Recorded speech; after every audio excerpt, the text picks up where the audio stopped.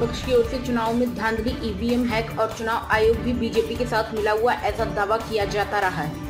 महाराष्ट्र की विधानसभा चुनाव हो या फिर बिहार में होने वाले चुनाव से पहले वोटर लिस्ट वेरिफिकेशन का मुद्दा विपक्ष इसके विरोध में कई सवाल खड़े कर रहा है। ऐसे में महाराष्ट्र के डिप्टी सीएम अजीत पवार ने इस पर अपनी प्रतिक्रिया दी है। उन्होंने विपक्ष के चुनावी आरोपों पर सीधा जवाब देते हुए कहा कि जब विपक्षी दल चुनाव जीतते हैं तब सब कुछ सही लगता है, लेकिन हारने पर वे सवाल उठाने लगते हैं। अजीत पवार का कहना है कि विपक्ष यह नैरेटिव गढ़ रहा है कि चुनाव आयोग और बीजेपी मिलकर चुनाव में धांधली कर रही है, जबकि जीत के समय यही दल इस सिस्टम को सही ठहराते हैं। उन्होंने कहा कि लोकसभा चुनाव में जब महाराष्ट्र की 48 सीटों में से 31 सीटें महाविकास आघाड़ी को मिली और 17 सीटें एनडीए को, तब किसी ने ईवीएम पर सवाल नहीं उठाया।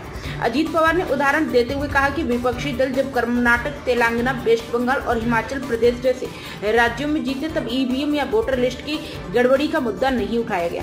उन्होंने आपके दिल्ली और पंजाब में लगातार 2 बार की जीत का हवाला देकर कहा कि जीतने के बाद विपक्ष कहता है कि सब ठीक है, लेकिन हारने पर वही मशीनें, वही चुनाव आयोग गलत लगने लगता है। यह दोहरा रवैया लोकतंत्र को नुकसान पहुंचाता है। पवार ने आरोप लगाया कि महाविकास आघाड़ी ने लोकसभा चुनाव की दौरान एक फेक नैरेटिव तैयार किया था कि एनडीए संविधान बदलना चाहती है। यह नैरेटिव शुरुआत में थोड़ा चला, लेकिन बाद में लोगों ने इसे खारिज कर दिया।